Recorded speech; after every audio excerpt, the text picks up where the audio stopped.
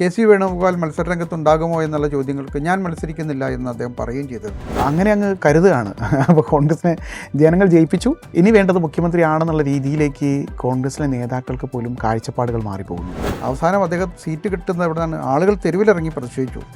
V എസിന് seat കൊടുക്കണം, V S നയിക്കും, കണ്ണേ കേരള വി എസ് എന്നൊക്കെയുള്ള മുദ്രാവാക്യം വിളിയുമായി കേരളത്തിൻ്റെ നാനാഭാഗങ്ങളിൽ വി എസിൻ്റെ അനുയായികൾ തെരുവിലിറങ്ങിയിട്ടാണ് ആ സീറ്റ് വാങ്ങിച്ചെടുത്തത്. ഒരുപക്ഷെ മുഖ്യമന്ത്രി സ്ഥാനത്തേക്ക് വലിയ രീതിയിൽ ഉയർത്തിക്കാട്ടപ്പെട്ടിരുന്ന ഒരു മുഖം പ്രതിപക്ഷ സ്ഥാനത്ത് വാടിയ മുഖവുമായിട്ട് രമേശ് ചെന്നിത്തല ഇരിക്കുന്നത് പിൽക്കാലത്ത് എല്ലാവരും ചർച്ച ചെയ്തൊരു വിഷയമാണ്. ഇനി ഒരേ സമുദായത്തിൽപ്പെട്ട 3 ആളുകളാണ് ഇപ്പം മുഖ്യമന്ത്രി സ്ഥാനത്തേക്ക് വരുന്ന ആളുകൾ.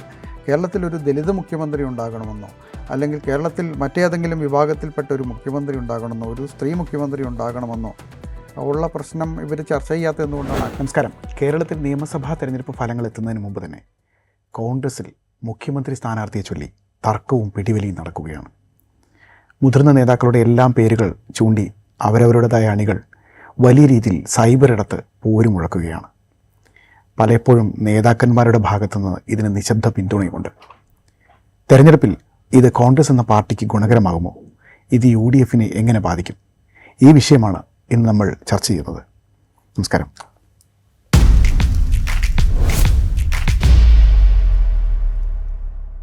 കോൺഗ്രസിനെ കുറിച്ചാണ് നമ്മൾ പറയുന്നത്. ഒരുപക്ഷെ കോൺഗ്രസിൻ്റെ പൊതു സ്വഭാവമായിട്ടുള്ള ഒരു ജനിതക സ്വഭാവം എന്ന് തന്നെ പറയേണ്ടി വരും. ജീനിൽ ഇൻബിൽറ്റ് ആയിട്ടുള്ള ഒരു നേച്ചറാണ് തർക്കം, അധികാര തർക്കം. പക്ഷേ ഇന്ത്യ എന്ന് പറയുന്ന ഒരു രാഷ്ട്രത്തിൻ്റെ ഒരു നേർപരിച്ഛേദമായിട്ട് കോൺഗ്രസിനെ എടുക്കുകയാണെങ്കിൽ, ജനാധിപത്യത്തിൻ്റെ ഒരു കൂട്ടായ്മയിട്ട് എടുക്കുകയാണെങ്കിൽ, വലിയ രീതിയിലുള്ള ഒരു ആളുകളുടെ, വലിയ വിഭാഗങ്ങളുടെ, പലതരം ആളുകളുടെ പലതരം സ്വഭാവങ്ങളുടെ ഒരു കൂട്ടായ്മയായിട്ടാണ് കോൺഗ്രസ് എക്കാലവും നിലയുറപ്പിച്ചിട്ടുള്ളത്. ഒരു പൊതു രാഷ്ട്രീയ അടിത്തറ എനിക്കപ്പുറം കോൺഗ്രസിന് മറ്റൊരു കെട്ടുറപ്പിൻ്റെ ഒരു സംഭവങ്ങളൊന്നും നമ്മൾ കണ്ടിട്ടില്ല. എങ്കിലും കേരളത്തിലെ കോൺഗ്രസിലേക്കാണ് നമ്മൾ വരുന്നത്. കേരളത്തിലെ കോൺഗ്രസിൽ ഇപ്പോൾ വലിയ രീതിയിലൊരു തർക്കം നടക്കുകയാണ്. തെരഞ്ഞെടുപ്പ് ഫലം UDFന് അനുകൂലമാകുമെന്നുള്ള ഒരു അസംഷനിലാണ് നടക്കുന്നത്. അങ്ങനെ അങ്ങ് കരുതുകയാണ്. അപ്പോൾ കോൺഗ്രസിനെ ജനങ്ങൾ ജയിപ്പിച്ചു, ഇനി വേണ്ടത് മുഖ്യമന്ത്രിയാണെന്നുള്ള രീതിയിലേക്ക് കോൺഗ്രസിലെ നേതാക്കൾക്ക് പോലും കാഴ്ചപ്പാടുകൾ മാറിപ്പോകുന്നു. സൈബർ ഇടത്താണ് ഏറ്റവും വലിയ പോരുവിളി നടക്കുന്നത്. കഴിഞ്ഞ ഏതാനും ദിവസങ്ങളായി വോട്ടെടുപ്പ് പൂർത്തിയായതിന് തൊട്ടു പിന്നാലെ പല പ്രമുഖ നേതാക്കന്മാരും ഇത് പറഞ്ഞാണ് തർക്കം. ആരാണ് അടുത്ത മുഖ്യമന്ത്രി എന്നുള്ളതാണ്. അപ്പോൾ ഈ മുഖ്യമന്ത്രി എന്നുള്ളത് ചിന്തിക്കുമ്പോൾ തന്നെ നമ്മൾ മനസ്സിലാക്കേണ്ടത് പലപ്പോഴും പല പോളുകളും, എക്സിറ്റ് പോളുകളിൽ പോലും വലിയ രീതിയിലുള്ള മത്സരം പ്രവചിക്കപ്പെട്ടിട്ടുണ്ട്. മൊത്തത്തിൽ നമ്മൾ നേരിട്ട് കാണുന്നതും അങ്ങനെ തന്നെയാണ്. നല്ല രീതിയിലുള്ള മത്സരങ്ങൾ പല മണ്ഡലങ്ങളിലുമുണ്ട്. ഇപ്പോൾ കോൺഗ്രസ് എന്ന് പറയുന്നൊരു സംഘടനയെ സംബന്ധിച്ചിടത്തോളം ഇങ്ങനൊരു തർക്കത്തിൻ്റെ പ്രസക്തി എന്തായിരിക്കും സത്യത്തിൽ? ഇത് കോൺഗ്രസിനെ സംബന്ധിച്ച് ഇതൊരു പുതുമയുള്ള കാര്യമല്ല. ഇപ്പോൾ അത് പല ഘട്ടങ്ങളിൽ കോൺഗ്രസിൻ്റെ ചരിത്രത്തിൽ തന്നെ പല ഗ്രൂപ്പ് വഴക്കുകളുടെയും അധികാര തർക്കങ്ങളുടെയൊക്കെ ഒരു ചരിത്രമാണുള്ളത്. പക്ഷേ അഖിലേന്ത്യാ തലത്തിൽ കോൺഗ്രസിൻ്റെ രൂപീകരണം മുതലുള്ള ഘട്ടങ്ങളിൽ സ്വാതന്ത്ര്യ സമരകാലത്തുമൊക്കെ നടന്ന തർക്കങ്ങൾ ഗാന്ധിജിയും സുഭാഷ് ചന്ദ്രബോസും ഒക്കെ ഉൾപ്പെടെയുള്ള വലിയ അപ്പുറത്തും ഇപ്പുറത്തുമായി നിന്ന തർക്കങ്ങൾ വരെ നടന്നിട്ടുണ്ട്. പക്ഷേ അതൊക്കെ ചില ആശയപരമായ ചില ഭിന്നതകൾ ഉണ്ടായിരുന്നു അതിനകത്ത്. കോൺഗ്രസിനകത്തെ സോഷ്യലിസ്റ്റുകളും കമ്മ്യൂണിസ്റ്റുകളും ഒക്കെ തമ്മിലുള്ള തർക്കങ്ങൾ, മറ്റു വിഭാഗങ്ങൾ തമ്മിൽ, അതൊക്കെ ആശയപരമായ ചില പോരാട്ടങ്ങൾ കൂടി ഉണ്ടായിരുന്നു. അതിനും സാമൂഹികമായ ചില കാരണങ്ങൾ കൂടി ഉണ്ടായിരുന്നു. ഗാന്ധിജിയോടുള്ള എതിർപ്പിന് പോലും ചില കാരണങ്ങളുണ്ടായിരുന്നു. പക്ഷേ കേരളത്തിലിപ്പോൾ നടക്കുന്ന ഗ്രൂപ്പ് വഴക്കുകൾക്ക് അങ്ങനെ നമുക്കതിനെ ഇതുമായി കൂട്ടി വായിക്കാൻ പറ്റില്ല. എങ്കിലും കോൺഗ്രസ് ഒരു ജനാധിപത്യ പാർട്ടിയാണ്. അഭിപ്രായങ്ങൾ നേതാക്കന്മാർക്കും അണികൾക്കും തുറന്നു പറയാനുള്ള സ്വാതന്ത്ര്യങ്ങളുണ്ട്. ആ സ്വാതന്ത്ര്യം അവർ ഉപയോഗപ്പെടുത്താറുണ്ട്. ഒരു പക്ഷേ ആ സ്വാതന്ത്ര്യം കോൺഗ്രസിൻ്റെ നേതാക്കന്മാരും ഉപയോഗിക്കാറുണ്ട്. ഇതിപ്പോൾ ഈ തെരഞ്ഞെടുപ്പിന് ശേഷമാണ് ഇപ്പോൾ ഈ മുഖ്യമന്ത്രി തർക്കം വരുന്നത്. പക്ഷേ നമുക്കറിയാം, തെരഞ്ഞെടുപ്പിൽ സ്ഥാനാർത്ഥികളെ പ്രഖ്യാപിക്കുന്നതിന് തൊട്ട് മുമ്പ് വലിയ തർക്കങ്ങൾ നടന്നിരുന്നു. ആ തർക്കങ്ങൾ, ഒന്നാമത്തെ തർക്കം സ്ഥാനാർത്ഥികൾ ആരൊക്കെയാകണം എന്നുള്ള കാര്യത്തിലായിരുന്നു ആദ്യത്തെ തർക്കം വന്നത്. ഒന്ന് രണ്ട് സ്ഥാനാർത്ഥികൾക്ക് നേരത്തെ ഉണ്ടായിരുന്ന സിറ്റിംഗ് MLA-മാർക്ക് സീറ്റ് നിഷേധിച്ചതിനെ തുടർന്നുള്ള പ്രശ്നങ്ങളുണ്ടായിരുന്നു. അതുപോലെ തന്നെ MP-മാർ മത്സരിക്കണമോ വേണ്ടയോ എന്നുള്ളൊരു തർക്കം, അതൊരു വലിയ തർക്കമായിരുന്നു. ഏകദേശം 6 or 8 MP-മാർ മത്സരിക്കാൻ സന്നദ്ധരായി രംഗത്ത് വന്നിരുന്നു. പക്ഷേ അതിലേറ്റവും അവസാനം ശക്തമായി രംഗത്ത് വന്ന 2 ആളുകളായിരുന്നു. ഒന്ന് കെ സുധാകരനാണ് അവസാനം രംഗത്തുണ്ടായിരുന്നത്. മറ്റൊന്ന് UDFൻ്റെ കൺവീനർ കൂടിയായ അടൂർ പ്രകാശായിരുന്നു. ഈ തെരഞ്ഞെടുപ്പിൽ UDF കൺവീനർ എവിടെയായിരുന്നു എന്ന് ചോദിച്ചാൽ അദ്ദേഹം ആശുപത്രിയിലായിരുന്നു ഒരു പോസ്റ്റ് കണ്ടിരുന്നു. പക്ഷേ കോന്നിയിൽ അദ്ദേഹത്തിന് ഒരു സീറ്റ് കിട്ടാത്തതിൻ്റെ പേരിൽ അദ്ദേഹത്തിനും അമർഷമുണ്ടായിരുന്നു. കാര്യമായൊരു പ്രവർത്തനം അദ്ദേഹം നടത്തിയിട്ടില്ല. UDFൻ്റെ കൺവീനറായിരുന്നു എന്ന് ആലോചിക്കണം നമ്മൾ. പക്ഷേ അദ്ദേഹത്തെ കാര്യമായിട്ടില്ല. പിന്നെ കെ സുധാകരൻ അവസാന നിമിഷം വരെ ഡൽഹിയിൽ കേന്ദ്രീകരിച്ചുകൊണ്ട് മത്സരിക്കാൻ വേണ്ടിയിട്ടുള്ളൊരു വലിയ പോരാട്ടം തന്നെ നടത്തുകയുണ്ടായി. കണ്ണൂരിൽ നിന്ന് മത്സരിക്കുമെന്നുള്ള ഭീഷണി വരെ മുഴക്കിയിരുന്നു എന്നാണ് നമ്മൾ പുറത്തു വരുന്ന വാർത്തകൾ. എന്തായാലും കോൺഗ്രസിൻ്റെ നേതൃത്വം ഹൈക്കമാൻഡ് ഇടപെട്ടുകൊണ്ട് സുധാകരനെ പിന്തിരിപ്പിക്കുകയും സുധാകരൻ തിരിച്ച് കണ്ണൂരിലെത്തി ഒരു ദിവസം മൗനമായിരുന്നു. അങ്ങനെ പല തർക്കങ്ങൾക്കൊടുവിൽ അദ്ദേഹം മത്സരിക്കുന്നില്ല മത്സരിക്കുന്നതായി അദ്ദേഹം പ്രഖ്യാപിച്ചിട്ടുമില്ലായിരുന്നു. പക്ഷേ വാർത്തകളിലൂടെയാണ് വരുന്നത് അദ്ദേഹം കണ്ണൂരിൽ നിന്ന് മത്സരിക്കുമെന്നുള്ളത്. പക്ഷേ അതിനെതിരെ വലിയ എതിർപ്പുകൾ കണ്ണൂരിൽ തന്നെ കോൺഗ്രസ്സുകാർക്കിടയിൽ ഉണ്ടായിരുന്നു. അദ്ദേഹത്തിൻ്റെ അനുയായികൾ പോലും സുധാകരനെ എതിർത്തു എന്നുള്ളതാണ് വന്നിരിക്കുന്നൊരു മാറ്റം. സുധാകരൻ്റെ അപ്രമാദിത്വത്തെ ചോദ്യം ചെയ്യപ്പെട്ടിരിക്കുന്നു. അപ്പോൾ അതിൻ്റെയൊക്കെ തുടർച്ചയായി അവസാനം സുധാകരൻ മത്സരിക്കുന്നില്ല എന്ന് തീരുമാനിച്ചു. സുധാകരൻ പിന്നീട് കോൺഗ്രസിന് വേണ്ടി UDF വേണ്ടി മത്സരരംഗത്ത് ഇറങ്ങുകയൊക്കെ ചെയ്തു. അപ്പോൾ അതാണ് ഈ തെരഞ്ഞെടുപ്പിൻ്റെ ഘട്ടം വരെ ഉണ്ടായത്. പിന്നീട് തെരഞ്ഞെടുപ്പ് കാലത്ത് വളരെ സ്മൂത്തായി തന്നെ UDF നേതൃത്വം പ്രവർത്തകർ സജീവമായി രംഗത്തിറങ്ങുന്നു. UDF തെരഞ്ഞെടുപ്പ് പ്രക്രിയ പൂർത്തിയാക്കുന്നു. അതിൻ്റെ ഇടയിലാണ് ഈ തെരഞ്ഞെടുപ്പ് ഫലം അറിയാൻ ഇനി മെയ് 4 വരെയുള്ള സമയമുണ്ട്. ഇനിയും ഒരു 2 ആഴ്ച കൂടി കഴിഞ്ഞാലേ തെരഞ്ഞെടുപ്പ് ഫലം നമുക്ക് അറിയാൻ പറ്റുകയുള്ളൂ. പക്ഷേ അതിനിടയിലാണ് ആര് മുഖ്യമന്ത്രിയാകുമെന്നുള്ളൊരു തർക്കം വന്നിരിക്കുന്നത്. ഭയങ്കര രസകരമായ കാര്യമാണ്. അതായത് കേരളത്തിൽ ഇപ്പോൾ എനിക്ക് തോന്നുന്നു മുഹമ്മദ് ഷിയാസ് എറണാകുളത്താണ് തെരഞ്ഞെടുപ്പ്, എറണാകുളം DCC പ്രസിഡൻ്റായിട്ടുള്ള മുഹമ്മദ് ഷിയാസാണ് ആദ്യമായിട്ട് ഇതിന് വെടിപൊട്ടിക്കുന്നത്. എറണാകുളം ജില്ലക്കാരനായ ഒരാൾ മുഖ്യമന്ത്രി സതീശൻ മുഖ്യമന്ത്രി, അത് തത്വത്തിൽ VD സതീശൻ എന്നാണ് അതിൻ്റെ അടുത്ത ആളുമാണ്. അതെ. അപ്പം അതിനുശേഷം ഇതാ തുടർച്ചയായിട്ട് മാലപ്പടക്കം പോലെയാണ് നേതാക്കന്മാർ രംഗത്ത് വരുന്നത്. കെ സുധാകരൻ്റെ ഭാഗത്തുനിന്ന് ഒരു രീതിയിലുള്ള പ്രസ്താവന വരുന്നു. ആദ്യം അദ്ദേഹം രമേശ് ചെന്നിത്തലയെ പിന്തുണച്ചിട്ടാണ് സൈബറിടത്ത് രംഗത്ത്. തെരഞ്ഞെടുപ്പ് കാലത്ത് തന്നെ PJ കുര്യൻ പറഞ്ഞിരുന്നു രമേശ് ചെന്നിത്തല. അപ്പം തത്വത്തിൽ ഇപ്പം കേരളത്തിലെ മുതിർന്ന നേതാക്കന്മാരിൽ ഒരാളെടുത്താൽ ഒരുപക്ഷെ രമേശ് ചെന്നിത്തലയ്ക്ക് കഴിഞ്ഞ 2016 അദ്ദേഹം പ്രതിപക്ഷ നേതാവിൻ്റെ സ്ഥാനത്തേക്ക് ഇരിക്കേണ്ടി വന്നിട്ടുള്ള ഒരാളാണ്. അതുകൊണ്ടൊക്കെ തന്നെ അദ്ദേഹത്തിന് അർഹതയുണ്ട്, ഒരു ചാൻസ് കൂടെ കൊടുക്കണമെന്നുള്ള രീതിയിൽ കുര്യൻ അടക്കമുള്ള ആളുകൾ വാദിക്കുമ്പോൾ, ഇപ്പുറത്ത് അതിനൊപ്പം ചേർന്ന് നിന്നിരുന്ന സുധാകരൻ തന്നെ പെട്ടെന്ന് അഭിപ്രായം മാറ്റുകയാണ്. അപ്പോൾ സുധാകരൻ ഉണ്ടായിട്ടുള്ള മനമാറ്റത്തിന് കാരണം എന്താണെന്ന് നമുക്കറിയില്ലെങ്കിലും എനിക്ക് തോന്നുന്നു ഈ ദേശീയ തലത്തിൽ MP മാർക്കിടയിൽ ഒരു അത് MK രാഘവൻ ഇപ്പോൾ കഴിഞ്ഞ ദിവസം ഇപ്പോൾ നമ്മൾ ഇന്നത്തെ ദിവസം നമ്മളിന്ന് ചർച്ച ചെയ്യുന്ന ഈ ദിവസം തന്നെയാണ് അദ്ദേഹം വളരെ രൂക്ഷമായി പരുഷമായ വാക്കുകൾ ഉപയോഗിച്ചുകൊണ്ട് ഒരു പ്രസ്താവന ഇറക്കുന്നത്. അതായത് MP മാർ മത്സരിക്കേണ്ട എന്നുള്ള തീരുമാനമെടുത്തത് കേരളത്തിലെ കോൺഗ്രസ് നേതൃത്വമാണെന്നും ഈ നേതൃത്വത്തിൻ്റെ സജഷൻ വെച്ചിട്ടാണ് ഹൈക്കമാൻഡ് ഇത്തരത്തിലുള്ളൊരു പിടിവാശി കാണിച്ചതെന്നും അപ്പോൾ തോൽക്കാനുള്ള മണ്ഡലത്തിൽ മത്സരിക്കാൻ അദ്ദേഹത്തോട് ആവശ്യപ്പെട്ടു എന്നൊക്കെയാണ് അദ്ദേഹം പറയുന്നത്.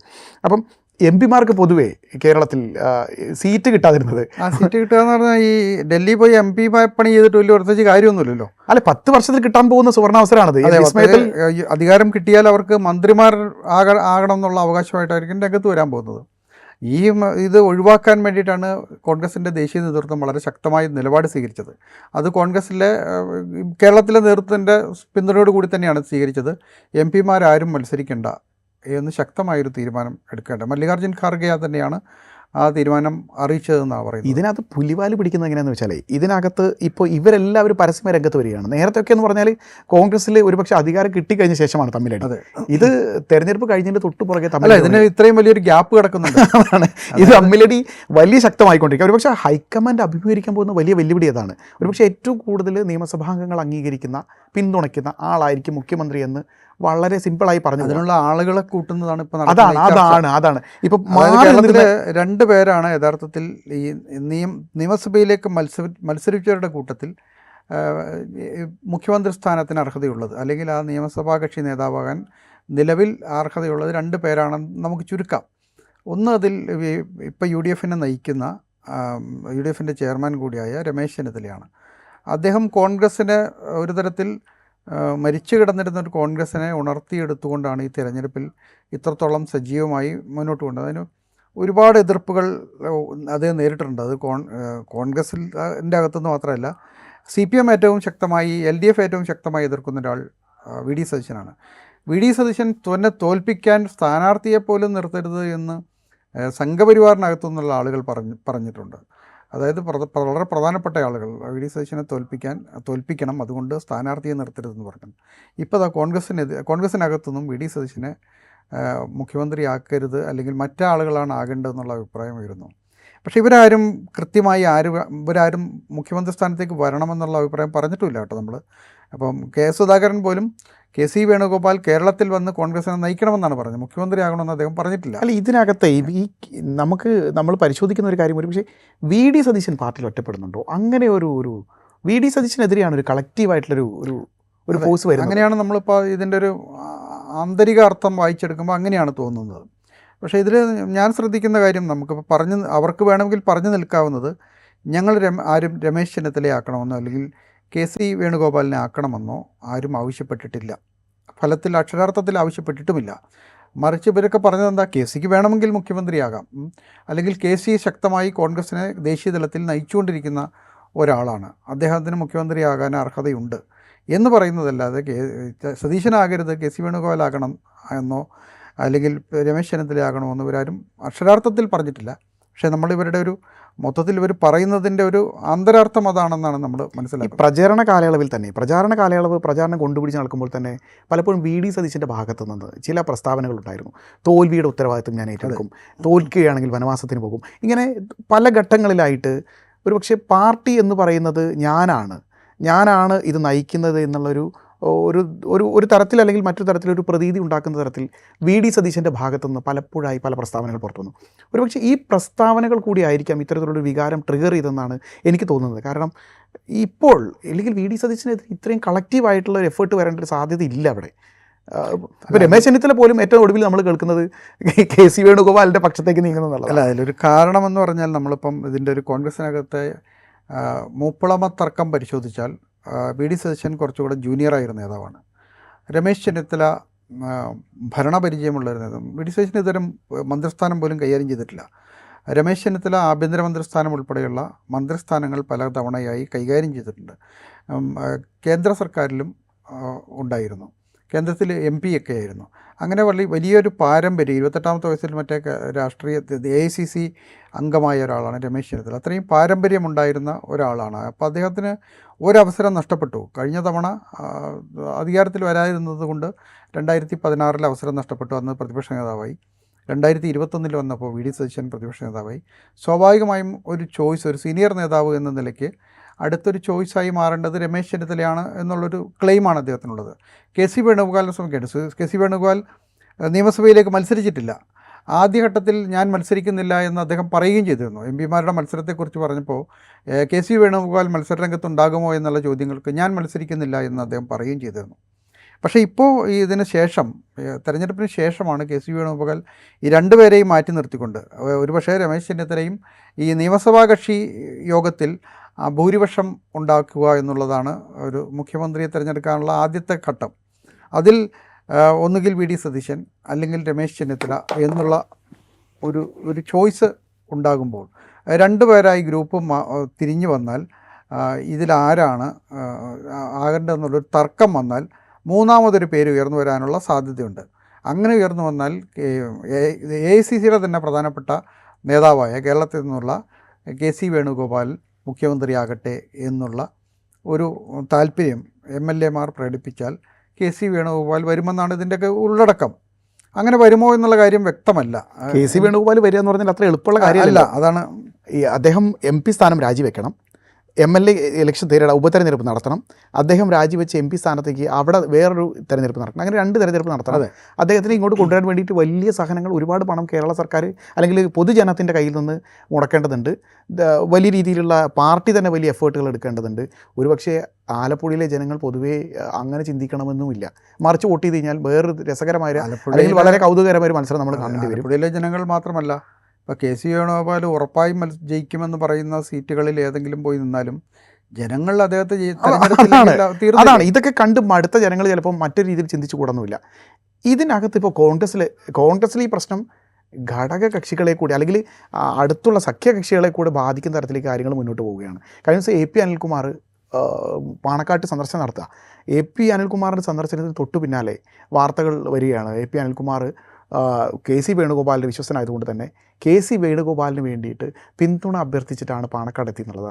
അപ്പോൾ അത്തരത്തിൽ അനാരോഗ്യം എന്തായിരുന്നു എന്ന് നമുക്കറിയില്ല. എൻ്റെ അഭിപ്രായത്തിൽ വേറൊരു സംഗതി കൂടിയുണ്ട്. അതായത് ഈ വാർത്താ മാധ്യമങ്ങളുടെ ചാനലുകളുടെ ഒരു വലിയ മത്സരം നടക്കുന്നുണ്ട്. ഈ മത്സരത്തിനിടയിൽ വളരെ നിസ്സാരമായ ചില കാര്യങ്ങൾ പോലും ഊതിപ്പെരിപ്പിക്കുന്നുണ്ടോ എന്നുള്ള ഇത് കൂടെ നമ്മൾ ഈ പ്രശ്നം ആലോചിക്കണം. ഇദ്ദേഹം സന്ദർശനം നടത്തി പോരുവാണ്, എന്തൊക്കെ തന്നെ ആണെങ്കിലും. അദ്ദേഹം അനിൽകുമാർ എന്തിനാണ് അവിടെ പോയത് അറിയില്ല, നമുക്കറിയില്ല. പക്ഷേ ചർച്ച വരുന്നത് ഇദ്ദേഹം പിന്തുണ തേടി പോകുന്നത്. അപ്പോൾ ലീഗ് തന്നെ പരസ്യമായിട്ട് പ്രതികരിക്കുകയാണ്. ഇത് ലീഗിൻ്റെ ഉള്ളിൽ അതൃപ്തിയുണ്ട് ഈ വിഷയത്തിൽ. കാരണം മാറി നിൽക്കുന്ന അവരെ പോലും ഈ വിഷയത്തിലേക്ക് പങ്കാളികളാകുന്ന രീതിയിൽ വലിച്ചെടുക്കുകയാണെന്നുള്ള ഒരു രീതിയിൽ. അപ്പോൾ അതിനിടയ്ക്ക് രമേശ് ചെന്നിത്തല ഡൽഹിയിലേക്ക് പോകുന്നു. രമേശ് ചെന്നിത്തല ഡൽഹിയിൽ പോയത് എന്തിനാണ് നമുക്കറിയില്ല. പക്ഷേ രമേശ് ചെന്നിത്തല അദ്ദേഹത്തിൻ്റെ ഇതുമായി ബന്ധപ്പെട്ട്, മുഖ്യമന്ത്രി സ്ഥാനവുമായി ബന്ധപ്പെട്ട് ചില കാര്യങ്ങൾ ചർച്ച ചെയ്യാനും അല്ലെങ്കിൽ മറ്റു ചില പിന്തുണകൾ തേടാനുമാണ് ഡൽഹിയിൽ എത്തിയെന്നാണ് പറയുന്നത്. KC വേണുഗോപാൽ ഒരു പക്ഷത്ത്, രമേശ് ചെന്നിത്തല മറ്റൊരു പക്ഷത്ത്. ഇനി ഇതിനൊക്കെ നടുവിൽ വി ഡി സതീശൻ്റെ അവസാനത്തെ ഒരു പ്രസ്താവന നമ്മൾ പറയാതെ പോയിക്കൂടാ. തോൽവികൾ ഒരുപാട് അനുഭവിച്ചിട്ടുള്ള ആളാണ് ഞാൻ, വിട്ടുകൊടുക്കാൻ ശീലമുള്ള ആളാണ് ഞാൻ എന്നുള്ള രീതിയിൽ ഒരു സ്കേപ്പ് ഗോട്ടിനെ പോലെ വി ഡി സതീശൻ്റെ ഒരു പ്രസ്താവന ഇറക്കുന്നു. ഒരുപക്ഷെ എനിക്ക് തോന്നുന്നു അദ്ദേഹത്തിൻ്റെ ഏറ്റവും അവസാനത്തെ ഈ വിഷയത്തിൽ ഇതുമായിട്ട് ബന്ധപ്പെട്ടതല്ലെങ്കിൽ നമുക്ക് ഒരുപക്ഷെ ബന്ധപ്പെടുത്തി വ്യാഖ്യാനിക്കാൻ പറ്റുന്ന ഒരു പ്രസ്താവന അതായിരിക്കുമെന്ന് എനിക്ക് തോന്നുന്നു. ഞാൻ വിട്ടുകൊടുത്തും നഷ്ടപ്പെട്ടും ശീലമുള്ള ഒരാളാണെന്നുള്ള രീതിയിൽ വി ഡി സതീശൻ തന്നെ രംഗത്ത് വരികയാണ്. അപ്പോൾ വി ഡി സതീശൻ നിശബ്ദനായി നിൽക്കുന്നു, രമേശ് ചെന്നിത്തല നിശബ്ദനായി നിൽക്കുന്നു, KC വേണുഗോപാൽ നിശബ്ദനായി നിൽക്കുന്നു. അല്ല, ഇതിൽ വി ഡി സതീശൻ്റെ ഭാഗത്തു നിന്നുണ്ടായിട്ടുള്ളൊരു സ്റ്റേറ്റ്മെൻറ്റ് വളരെ പ്രധാനപ്പെട്ട ഒരു സ്റ്റേറ്റ്മെൻറ്റാണ് നയിക്കുന്നത്. അതായത് പല ഘട്ടങ്ങളിലായി അദ്ദേഹം പറഞ്ഞിട്ടുണ്ട്, 100 സീറ്റ് കിട്ടിയില്ലെങ്കിൽ ഞാൻ രാഷ്ട്രീയ വനവാസത്തിന് പോകും എന്നൊരു ചോദ്യത്തിന് മറുപടിയായിട്ടാണ് പറഞ്ഞതെന്നാണ് അദ്ദേഹം പറയുന്നത്. ഏറ്റവും അവസാനവും പറഞ്ഞു, ഈ തെരഞ്ഞെടുപ്പിൽ UDF അധികാരത്തിൽ വരാൻ കഴിഞ്ഞില്ല എങ്കിൽ ഞാൻ എൻ്റെ രാഷ്ട്രീയം അവസാനിപ്പിക്കുന്നതായി പ്രഖ്യാപിക്കും. അതൊരു വലിയ റിസ്ക് ഏറ്റെടുക്കലാണ്. ഒരു രാഷ്ട്രീയ നേതാവിനെ സംബന്ധിച്ച് ഒരു വലിയ റിസ്ക്കാണ്. നമ്മളിപ്പോൾ അതൊരു വനവാസം എന്നൊക്കെ ഉള്ളൊരു പരിഹാസമായിക്കെ പറഞ്ഞാൽ പോലും കേരളത്തിലൊരു മുന്നണിയെ നയിച്ചൊരാൾ പറയുകയാണ്, ഈ മുന്നണി തോറ്റാൽ ഞാൻ എൻ്റെ രാഷ്ട്രീയം അവസാനിപ്പിക്കുമെന്ന് പറയുന്നത് കേരളത്തിൻ്റെ കേട്ടുകളില്ലാത്തൊരാളാണ്, കേട്ടുകളില്ലാത്തൊരു കാര്യമാണ്. അതൊരു വലിയ ഉത്തരവാദിത്വമോ, പലരും പറയും ഉത്തരവാദിത്വം ഇല്ലായ്മയാണെന്ന് പറയുന്നുണ്ട്. പക്ഷേ എനിക്ക് തോന്നുന്നത് ഒരു വലിയ ഉത്തരവാദിത്വം എന്നല്ല മാത്രമല്ല, അതിന് പാരലായിട്ട് മറ്റൊരു വ്യാഖ്യാനമുണ്ട്. ഈ പാർട്ടി എന്ന് പറഞ്ഞാൽ, ഈ സംവിധാനം എന്ന് പറഞ്ഞാൽ ഇതിന് ഉത്തരവാദി ഞാനാണ് എന്നുള്ള ഒരു രീതിയിലുള്ള ഒരു സന്ദേശം കൂടെ കൊടുക്കുകയാണ്. ഈ പാർട്ടി ഉണ്ടാക്കുന്ന നേട്ടത്തിൻ്റെ സോളായിട്ടുള്ള, ഈ പാർട്ടി ഉണ്ടാക്കുന്ന നേട്ടത്തിൻ്റെ മുന്നിൽ നിന്ന് ഈ പാർട്ടി ഉണ്ടാക്കിയ നേട്ടങ്ങളുടെയും കൊണ്ടുവരാൻ പോകുന്ന നേട്ടങ്ങളുടെയും ഒക്കെ ഉത്തരവാദിയും അതിൻ്റെ പ്രധാനപ്പെട്ട നിർമ്മാതാവും അവകാശിയും ഒക്കെ ഞാനാണ് എന്ന് പറയാതെ പറഞ്ഞു വെക്കുകയാണ് വി ഡി സതീശൻ ചെയ്യുന്നത്. ഒരുപക്ഷെ അതൊക്കെ ഈ മുതിർന്ന നേതാക്കളെ പലരെയും ശുണ്ഠി പിടിപ്പിച്ചിട്ടുണ്ടാവാം. കാരണം ഒരു കളക്റ്റീവ് എഫേർട്ടുമായി ഒരു പാർട്ടി മുന്നോട്ട് പോകുമ്പോൾ ഒരാൾ, ആ പാർട്ടിയുടെ നേതൃത്വത്തിൽ എന്തായാലും ഒരാളാണ് ഉണ്ടാവുക, ആ ഒരാൾ തനിച്ച് അവകാശപ്പെടുകയാണ്. പക്ഷേ അതെന്തുകൊണ്ടാണ് ഈ രമേശ് ചെന്നിത്തലയ്ക്കും KC വേണുഗോപാലിനും ഈ അവകാശം പറയാത്തത്? അല്ല, ഞാൻ പറയുന്നത് പാർട്ടിയുടെ ഒരു പൊതു ഞാൻ പറയുന്നത് ഇവർക്ക് അത്തരം ഒരു കോൺഫിഡൻസ് ഉണ്ടെങ്കിൽ, കേരളത്തിൽ ഇവർ ജയിക്കും എന്നുണ്ടെങ്കിൽ ഇവരെന്തുകൊണ്ട് പറയുന്നില്ല എന്നൊരു ചോദ്യം കൂടി ഇല്ലേ? അപ്പോൾ ഒരാളുടെ രാഷ്ട്രീയ ജീവിതം അവസാനിപ്പിക്കുമെന്നാണ് പ്രഖ്യാപിക്കുന്നത്. അതൊരു ചെറിയ കാര്യമല്ല. അത് ഒരു തോറ്റാൽ അവസാനിപ്പിക്കുമെന്ന് ഒരു നേതാവ് പറയുക എന്നുള്ളത് കേരളത്തിൽ ആദ്യമായിട്ടാണ്. അതങ്ങനെ ഒരു വലിയ ഒന്നുകിൽ അത്ര കോൺഫിഡൻസ് ഉണ്ടാകും, അല്ലെങ്കിൽ ഇനി ജയിച്ചില്ല എങ്കിൽ ഈ കോൺഗ്രസുമായി മുന്നോട്ട് പോകുന്നതിൽ അർത്ഥമില്ല, രാഷ്ട്രീയം അവസാനിപ്പിക്കുന്നതാണ് എന്നുള്ളൊരു ബോധ്യത്തിൽ നിന്നായിരിക്കണം വി ഡി സതീശൻ അത് പറയുന്നത്. പക്ഷേ എനിക്ക് തോന്നുന്നത് രമേശ് ചെന്നിത്തലയെ പോലെയോ ഈ KC വേണുഗോപാലിനെ പോലെയോ വലിയ വലിയ തോൽവികളെ അഭിമുഖീകരിച്ചിട്ടുള്ള പരിചയം അദ്ദേഹത്തിന് കുറവായിരിക്കണം, അങ്ങനെ കൂടെ കരുതാം. കാരണം ഈ തോൽവികളെ ഇത്ര ഭയക്കേണ്ടതില്ല എന്നുള്ളതാണ്. KC വേണുഗോപാലും രമേശ് ചെന്നിത്തലയും ഒക്കെ വലിയ തോൽവികളൊന്നും അനുഭവിച്ചിട്ടുണ്ടെന്ന് എനിക്ക് തോന്നുന്നില്ല. കാരണം അവർക്കൊക്കെ അധികാരം കിട്ടിയിട്ടുണ്ട്. അല്ല, രമേശ് ചെന്നിത്തല ഇപ്പം 2016 രമേശ് ചെന്നിത്തല പ്രതിപക്ഷ നേതാവ് സ്ഥാനത്തിരിക്കുമ്പോൾ രമേശ് ചെന്നിത്തലയുടെ ഏറ്റവും വലിയ മോഹങ്ങൾക്കാണ് മങ്ങലേൽക്കുന്നത്. ഒരുപക്ഷെ മുഖ്യമന്ത്രി സ്ഥാനത്തേക്ക് വലിയ രീതിയിൽ ഉയർത്തിക്കാട്ടപ്പെട്ടിരുന്ന ഒരു മുഖം, പ്രതിപക്ഷ സ്ഥാനത്ത് വാടിയ മുഖവുമായിട്ട് രമേശ് ചെന്നിത്തല ഇരിക്കുന്നത് പിൽക്കാലത്ത് എല്ലാവരും ചർച്ച ചെയ്തൊരു വിഷയമാണ്. രമേശ് ചെന്നിത്തലയെ സംബന്ധിച്ചിടത്തോളം വലിയൊരു ഇച്ഛാഭംഗമാണ്. അതിന് മുമ്പുണ്ടായിരുന്ന വിട്ടുകൊടുക്കലുകളുടെ ബാക്കിയായിട്ട് വരുന്ന. അവിടെ വേറൊരു പ്രശ്നമുണ്ട്. രമേശ് ചെന്നിത്തലയ്ക്ക് എന്തുകൊണ്ട് 2021 പ്രതിപക്ഷ നേതാവായിരുന്ന രമേശ് ചെന്നിത്തലയ്ക്ക് എന്തുകൊണ്ട് ആ മുന്നണിയെ വിജയിപ്പിച്ചെടുക്കാൻ കഴിഞ്ഞില്ല എന്നുള്ള ചോദ്യം കൂടെയുണ്ട്. ആ ഉത്തരവാദിത്തമാണ് ഇവിടെ സതീശൻ ഏറ്റെടുത്തിട്ട് അതിൽ പരാജയപ്പെട്ടാൽ ഞാൻ രാഷ്ട്രീയം നിർത്തും എന്ന് പറയുന്നത്. ഇനി നമുക്ക് ഈ ഇവർക്കിടയിൽ, കോൺഗ്രസിനിടയിൽ ഈ മുഖ്യമന്ത്രിമാരായിരിക്കുമെന്നൊക്കെയുള്ള ചർച്ച നടക്കുമ്പോൾ നമ്മൾ മറുപക്ഷത്തെ കൂടെ പറയുന്നുണ്ട്. മറുപക്ഷം മുഖ്യമന്ത്രിമാരെക്കുറിച്ച് ഒന്നും പറയുന്നില്ല. പക്ഷേ പതിവിൽ നിന്ന് വ്യത്യസ്തമായി പറയുന്നത് പിണറായി 3-0 സർക്കാർ അധികാരത്തിൽ വരുമെന്നാണ് ഉത്തരവാദിത്തപ്പെട്ട പാർട്ടി സെക്രട്ടറി ഉൾപ്പെടെയുള്ള ആളുകൾ പറഞ്ഞത്. അതായത് മുഖ്യമന്ത്രി ആരെന്ന് തെരഞ്ഞെടുപ്പിന് ശേഷം പാർട്ടി തീരുമാനിക്കുമെന്നല്ല, അങ്ങനെ പറഞ്ഞ ഒരാൾ MA ബേബിയാണ്. പക്ഷേ പാർട്ടി സംസ്ഥാന സെക്രട്ടറി ഉൾപ്പെടെയുള്ള ആളുകൾ പറഞ്ഞത് പിണറായിയുടെ 3ാമത്തെ സർക്കാർ അധികാരത്തിൽ വരുമെന്നാണ്. അപ്പോൾ അതൊരു തെരഞ്ഞെടുപ്പിൽ ആ നിലയ്ക്ക് തന്നെയാണ് ക്യാമ്പയിനുകളും എല്ലാം നടത്തിയത്. പിണറായി വിജയൻ്റെ വലിയ തലയുള്ള വലിയ ഹോർഡിങ്ങുകളും വലിയ പോസ്റ്ററുകളും വലിയ പത്രപരസ്യങ്ങളുമായിട്ടാണ് ഈ തെരഞ്ഞെടുപ്പിൽ LDF പ്രചാരണം നടത്തിയത്. പക്ഷേ അതപേക്ഷിച്ച് നോക്കിയാൽ ഇവർ അത്തരത്തിലുള്ള വലിയ പ്രചാരണം ഒരു നേതാവിനെ കേന്ദ്രീകരിച്ച് നടത്തി. അല്ല, അതല്ലെന്നേ, അത് 2 മെക്കാനിസമാണ്. ഒന്ന്, CPM-നെ സംബന്ധിച്ചിടത്തോളം ഒരു കേഡർ പാർട്ടിയാണ്. കേഡർ പാർട്ടിയെ സംബന്ധിച്ചിടത്തോളം അതിനൊരു നേതാവുണ്ട്. ആ നേതാവിൻ്റെ കീഴിലാണ് അണികൾ ഇങ്ങനെ ഒരു നിശ്ചിത രീതിയിൽ ക്രമീകരിക്കപ്പെടുകയാണ്. നേതാവ് അതല്ല, CPM കേഡർ പാർട്ടിയാണെങ്കിൽ മുഖ്യമന്ത്രിയെ ഉയർത്തിക്കാട്ടാറില്ല അവർ. അല്ല, CPM-നെ സംബന്ധിച്ച് അവരുടെ നേതാവാണ്, അവർ ക്യാപ്റ്റൻ എന്നാണ് ഇദ്ദേഹത്തെ ഇപ്പോൾ വാഴ്ത്തിക്കൊണ്ടുവരുന്നത്. ഞാൻ പറയുന്നത് അത് CPM കമ്മ്യൂണിസ്റ്റ് പാർട്ടിയുടെ സംസ്കാരം അല്ല. കമ്മ്യൂണിസ്റ്റ് പാർട്ടി ഇവിടെ ചെയ്യുന്നത് അവരുടെ നേതൃത്വം ഒരു കൃത്യമായൊരു സ്ട്രക്ചറുള്ള സാധനമാണ്. ഇപ്പോൾ കോൺഗ്രസ് അങ്ങനെയല്ല. കോൺഗ്രസ് തെരഞ്ഞെടുപ്പ് വരുമ്പോൾ കൂടെ ചേരുന്ന ഒരു കൂട്ടായ്മയാണ്. ഒരു ഡെമോക്രാറ്റിക് ആയിട്ട് കുറച്ചുകൂടെ ജനാധിപത്യത്തിൻ്റെ എല്ലാ സ്വഭാവങ്ങളുമുള്ള ജനാധിപത്യത്തിൻ്റെ ഒരു പൊതു സ്വഭാവത്തെ പ്രതിഫലിപ്പിക്കുന്ന ഒരു കൂട്ടായ്മയാണ്. അതിനകത്ത് അഭിപ്രായ വ്യത്യാസം അതിൻ്റെ ഭംഗിയാണ്. അതെ, ഇതിലിപ്പോൾ 2006 തെരഞ്ഞെടുപ്പും കൂടെ ഉണ്ട്. തെരഞ്ഞെടുപ്പിൽ നമ്മൾ ഇടതുപക്ഷത്തിൻ്റെ ഒരു സംഗതി കൂടെ നമ്മൾ പറഞ്ഞു പോകാതെ പറ്റില്ല. അതായത് അന്ന് VS അച്യുതാനന്ദന് സീറ്റ് കൊടുക്കുന്നില്ല. അതായത് മാരാരിക്കുളത്ത് VS അച്യുതാനന്ദനെ തോൽപ്പിച്ചതിന് ശേഷം 2ാമത്തെ തെരഞ്ഞെടുപ്പാണ് 2006 നടന്ന തെരഞ്ഞെടുപ്പ്. പാർട്ടി തന്നെയാണ് അന്ന് തോൽപ്പിക്കുന്നത്. അന്നും തോൽപ്പിക്കുന്നത് അദ്ദേഹം മുഖ്യമന്ത്രിയാകാൻ സാധ്യതയുണ്ട് എന്നുള്ള പ്രശ്നം കൊണ്ടാണ് അന്ന് മാരാരിക്കുളത്ത് അദ്ദേഹം തോൽപ്പിക്കുന്നത്.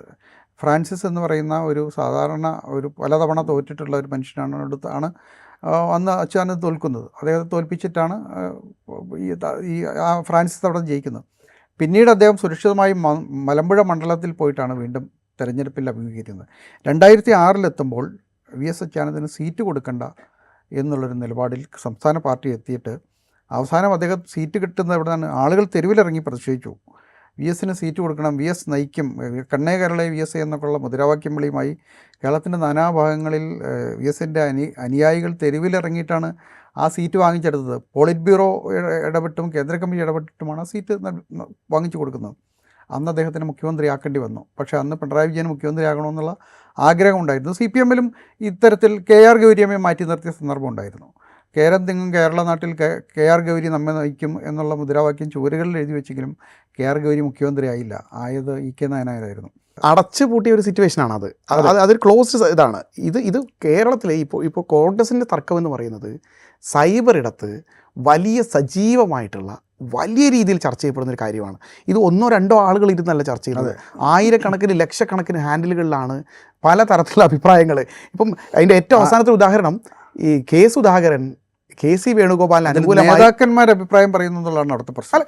സുധാകരൻ KC വേണുഗോപാലിന് അനുകൂലമായി ഫേസ്ബുക്കിൽ ഒരു പോസ്റ്റ് എടുത്തു. പോസ്റ്റിൻ്റെ തൊട്ട് താഴെ പ്രതികരണങ്ങൾ വരികയാണ്. അശ്ലീലമടക്കം കടന്ന് വലിയ രീതിയിലുള്ള പല ആളുകളുടെയും ദ്വേഷ പ്രകടനങ്ങൾ, VD സതീശന് അനുകൂലമായ അഭിപ്രായ പ്രകടനങ്ങൾ, സുധാകരനെ വിമർശിച്ചുകൊണ്ടുള്ള അഭിപ്രായ പ്രകടനങ്ങൾ, KC വേണുഗോപാലിന് വേണ്ടിയുള്ള അഭിപ്രായം. അപ്പം പലതരത്തിലുള്ള ആളുകൾ തമ്മിലടിക്കുന്ന രീതിയിലേക്ക് കാര്യങ്ങൾ പോയിക്കൊണ്ടിരിക്കുകയാണ്. സൈബർ ഇടത്ത് വലിയ രീതിയിലുള്ള പോരുവിളി നടക്കുകയാണ്.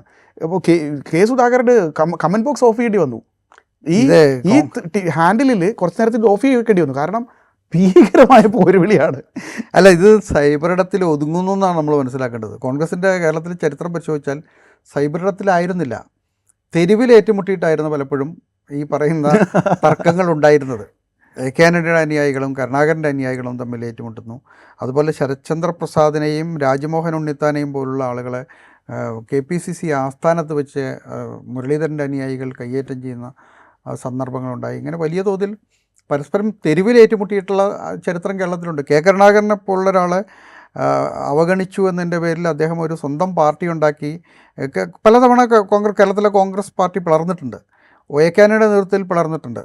ആ പാർട്ടി പിന്നീട് ഇവരുടെ നയനാർ മന്ത്രിസഭയിൽ 80 അധികാരത്തിൽ വന്നിട്ടുണ്ട്. ആ ഗ്രൂപ്പിൻ്റെ പിന്തുണയോട് കൂടിയാണ് അവർ ഇടതുപക്ഷ ജനാധിപത്യ മുന്നണി എന്ന നിലയ്ക്ക് അധികാരത്തിൽ വരുന്നത് 80. അതിനുശേഷം ഈ ഗ്രൂപ്പ് വഴക്കുകൾ എന്ന് പറഞ്ഞാൽ കോൺഗ്രസിൽ പല ഘട്ടങ്ങളായി നടന്നിട്ടുണ്ട്. ആൻ്റണിയും കരുണാകരനും തമ്മിലുള്ള ഗ്രൂപ്പ് വഴക്കുകൾ നടന്നിട്ടുണ്ട്. കരുണാകരനും ഉമ്മൻചാണ്ടിയും തമ്മിലുള്ള വഴക്കുകൾ നടന്നിട്ടുണ്ട്. ഉമ്മൻചാണ്ടി AK ആൻ്റണിക്കെതിരെ A ഗ്രൂപ്പിൻ്റെ ആളായിരുന്നെങ്കിലും AK ആൻ്റണിക്കെതിരെ തിരിഞ്ഞുകയും ഒക്കെ ചെയ്തിട്ടുള്ള സന്ദർഭങ്ങളുണ്ട്. ഇത് കോൺഗ്രസ്സിൽ ഇത് സാധാരണ നിലയ്ക്ക് നടന്നുകൊണ്ടിരിക്കുന്ന സംഭവമാണ്. ഇത് ഇപ്പോഴത്തെ പഴയ സംഭവത്തെ അപേക്ഷിച്ച് നോക്കിയാൽ ഇപ്പോൾ ഇത് സൈബർ ഇടത്തിൽ ചുരുങ്ങുന്നു എന്നുള്ളത് വളരെ പ്രധാനപ്പെട്ട ഒരു കാര്യമാണ്. മറ്റേ തെരുവിലായിരുന്നു ഉണ്ടായിരുന്നത്. മുദ്രാവാക്യം വിളിക്കുകയും പരസ്പരം തമ്മിലടിക്കുകയും ഒക്കെ ചെയ്യുന്നൊരു കയ്യേറ്റം ചെയ്യുകയൊക്കെ ചെയ്യുന്നൊരു അവസ്ഥ പോലും ഉണ്ടായിരുന്നു. അപ്പോൾ അത് കോൺഗ്രസ്സിൽ അത് സാധാരണ നടക്കുന്നതാണ്. ഇപ്പോൾ പുതുതായി എന്തോ സംഭവിക്കുന്നതെന്ന് നമ്മളതിനെ കാണേണ്ട കാര്യമില്ല. പക്ഷേ ഇത്രയും ഈ തെരഞ്ഞെടുപ്പ് കഴിഞ്ഞ് ഫലം അറിയാൻ ഇത്രയും ദിവസം കാത്തിരിക്കുമ്പോൾ അവരെന്ത് ചെയ്യും? കോൺഗ്രസിൻ്റെ അണികൾ എന്ത് ചെയ്യും? ഡെമോക്രാറ്റിക് എക്സസൈസ് എന്നുള്ള നിലയ്ക്ക് അവർക്കൊരു ഈ തർക്കത്തെ കാണാം. അപ്പോൾ അവർക്കതിനൊരു എന്തെങ്കിലും ചെയ്യണ്ടേ? രാഷ്ട്രീയ പ്രവർത്തനം എന്ന നിലയ്ക്ക് അവർക്ക് വേറെ ഒന്നും ചെയ്യാനില്ല. വേറെ ജനങ്ങളുടെ ഇടയിൽ എന്തെങ്കിലും കാര്യങ്ങൾ ചെയ്യാനില്ല. അപ്പം അതുപോലെ തന്നെ ഈ പറഞ്ഞ പോലെ ഇപ്പം നടന്നുകൊണ്ടിരിക്കുന്ന പ്രശ്നങ്ങളിൽ ഇടപെടാൻ അവർക്ക് താല്പര്യമില്ല. പാർലമെൻറ്റിൽ വലിയ ചർച്ചകൾ നടക്കുന്നുണ്ട്. കേരളമടക്കമുള്ള സംസ്ഥാനങ്ങൾക്ക് വലിയ ദോഷകരമായി മാറിയേക്കാവുന്ന തരത്തിൽ മണ്ഡലങ്ങളുടെ എണ്ണം കൂട്ടാനും BJPക്ക് അനുകൂലമായ സാഹചര്യം ഉണ്ടാക്കാനും BJP ഭരണം എല്ലാ കാലത്തേക്കുമായി നിലനിർത്താനുമുള്ള വലിയ നീക്കങ്ങൾ നടക്കുന്നുണ്ട്. രാഹുൽ ഗാന്ധിയെ പോലുള്ള ആളുകൾ അവിടെ പാർലമെൻറ്റിൽ വലിയ പ്രശ്നങ്ങൾ ഉണ്ടാക്കുന്നുണ്ട്. അതൊക്കെ നടക്കുന്നുണ്ട്. പലതരത്തിൽ BJP സർക്കാർ ഫെഡറലിസത്തെ ഇല്ലാതാക്കാനൊക്കെ അതിലൂടെ ശ്രമിക്കുന്നുണ്ട്. പക്ഷേ അതിനെതിരെ ഒന്നും അഭിപ്രായം പറയാനോ അവരെ സംസാരിക്കാനോ പ്രതിഷേധമുണ്ടാക്കാനോ ഒന്നും അവർക്ക് സമയമില്ല. മറിച്ച് മുഖ്യമന്ത്രി ആരാകണമെന്നുള്ള പ്രശ്നമാണ്. ഇനി മുഖ്യമന്ത്രിയുടെ കാര്യം തന്നെ നമ്മൾ പരിശോധിച്ചാൽ രാഹുൽ ഗാന്ധി ഇടയ്ക്കൊരു അഭിപ്രായം പറഞ്ഞിട്ട് പോയിരുന്നു. അതായത് കേരളത്തിലൊരു വനിതാ മുഖ്യമന്ത്രി ഉണ്ടാകണം, ഒരു സ്ത്രീ മുഖ്യമന്ത്രി ആകണം എന്നുള്ള ഒരു സ്വപ്നം പങ്കുവെച്ച് പോയിരുന്നു. പക്ഷേ കോൺഗ്രസ്സിലാകെ 9 വനിതകളെ മത്സരിച്ചിട്ടുള്ള, UDFിലാകെ 12 വനിതകളെ മത്സരിച്ചിട്ടുള്ളൂ. അതെന്തുമാകട്ടെ. പക്ഷേ ആ ചർച്ചകളിലൊന്നും ആരും അഭിപ്രായം പറഞ്ഞിട്ടില്ല. ഇനി ഒരേ സമുദായത്തിൽപ്പെട്ട 3 ആളുകളാണ് ഇപ്പം മുഖ്യമന്ത്രി സ്ഥാനത്തേക്ക് വരുന്ന ആളുകൾ. കേരളത്തിലൊരു ദലിത് മുഖ്യമന്ത്രി ഉണ്ടാകണമെന്നോ അല്ലെങ്കിൽ കേരളത്തിൽ മറ്റേതെങ്കിലും വിഭാഗത്തിൽപ്പെട്ട ഒരു മുഖ്യമന്ത്രി ഉണ്ടാകണമെന്നോ ഒരു സ്ത്രീ മുഖ്യമന്ത്രി ഉണ്ടാകണമെന്നോ ഉള്ള പ്രശ്നം ഇവർ ചർച്ച ചെയ്യാത്തത് എന്തുകൊണ്ടാണ്? അങ്ങനെയല്ലേ ഒരു പാർട്ടി ചർച്ച ചെയ്യുന്നത്? ഇത് പറഞ്ഞുകൊണ്ട് മാത്രം പറയുകയാണ്, കേരളത്തിൽ ഇക്കുറി മുഖ്യമന്ത്രി സ്ഥാനത്തേക്ക് ഉയർത്തി കാണിക്കുന്ന 3 പേരുകളും നായർ വിഭാഗത്തിൽ ഒരേ സമുദായക്കാരാണ്. അപ്പോൾ അതും ഇതിനകത്ത് രസകരമായൊരു പാറ്റേൺ ആണ്. 3 നായന്മാർ തമ്മിലാണ് മുഖ്യമന്ത്രി സ്ഥാനത്തിന് വേണ്ടിയുള്ള പോരാട്ടമെന്ന് ചുരുക്കി പറയേണ്ടി വരും കേരളത്തിലെ കോൺഗ്രസിനിടയിലുള്ള ഈ തർക്കത്തെ. ഇനി 3-4 ആയാലും മറ്റൊരാൾ കൂടെ അടുത്ത സ്ഥാനത്ത് 4-5 ആയാലും അങ്ങനെ തന്നെയാണ് വരുന്നത്. അതെ. അപ്പോൾ അതാണ് സമുദായ പ്രാതിനിധ്യം എന്നുള്ള നിലയ്ക്ക്. അങ്ങനെയാണെങ്കിൽ അതൊരു ചർച്ചയായി മാറ്റണ്ടേ? എല്ലാ അധികാരം എന്നുള്ളത് മറ്റു വിഭാഗം എല്ലാവർക്കും ലഭ്യമാക്കേണ്ടതാണ് എന്നുള്ള നിലയിലേക്ക് ആ ചർച്ചയെ മാറ്റാൻ രാഹുൽ ഗാന്ധി മുന്നോട്ട് വെച്ച അഭിപ്രായത്തെക്കുറിച്ച് ചർച്ച ചെയ്യാനൊന്നും അവർക്ക് കഴിയുന്നില്ല. അവരവരുടെ നിലവാരത്തിനനുസരിച്ചിട്ട് അവരുടെ ആരാകണം മുഖ്യമന്ത്രി എന്നുള്ള നിലയ്ക്കാണ് ചർച്ചകളെല്ലാം നടത്തുന്നത്. അപ്പോൾ അത് കോൺഗ്രസ്സിൽ എല്ലാ കാലത്തും നടന്നിട്ടുള്ള ഒരു ചർച്ചയാണ്. എന്തായാലും മെയ് 4-ന് ആര് അധികാരത്തിൽ വരും, ആർക്കാണ് ജനങ്ങൾ ആർക്കാണ് മാൻഡേറ്റ് കൊടുത്തിരിക്കുന്നത്, ആരെയാണ് വിജയിപ്പിക്കാൻ പോകുന്നത് എന്ന് തീരുമാനിച്ചാൽ മാത്രമേ ഇപ്പോൾ നടക്കുന്ന ചർച്ചകൾക്ക് പ്രസക്തിയുള്ളൂ. കേരളത്തിലൊരു തുടർഭരണം വരട്ടെ എന്നാണ് ജനങ്ങൾ വിധി എഴുതുന്നതെങ്കിൽ ഈ പറയുന്ന ഈ അതര വ്യായാമവും ഈ പറയുന്ന സൈബർ പോരാട്ടമൊക്കെ വെറും പാഴ്വേലിയായി മാറും. എന്തായാലും ഒരു തെരഞ്ഞെടുപ്പ് കഴിയുന്നത് വരെ അവരതിന് കാത്തു നിന്നു എന്നുള്ളതൊരു പ്രധാനപ്പെട്ട കാര്യമാണ്. തെരഞ്ഞെടുപ്പ് വിജയിച്ചിട്ട് മതി മുഖ്യമന്ത്രിയെ കൊണ്ടുവരാൻ എന്നുള്ള തീരുമാനം അവരെടുത്തിരുന്നു. ഇനിയിപ്പോൾ ജനങ്ങൾ വിധി എഴുതിയാലേ അതിൻ്റെ തീരുമാനം ഉണ്ടാവുകയുള്ളൂ. മെയ് 4-നാണ് കേരളത്തിൻ്റെ ജനവിധി അറിയുക. ഒരുപക്ഷെ അതിനുശേഷമാവും മുഖ്യമന്ത്രി ആരെന്നുള്ള ചർച്ചയ്ക്ക് അല്പമെങ്കിലും പ്രസക്തി കൈവരിക. എന്തായാലും മുഖ്യമന്ത്രി ആരായാലും കേരളത്തെ നന്നായി ഭരിക്കട്ടെ. മറ്റൊരു വിഷയവുമായി അടുത്ത എപ്പിസോഡിൽ വീണ്ടും കാണാം. നന്ദി.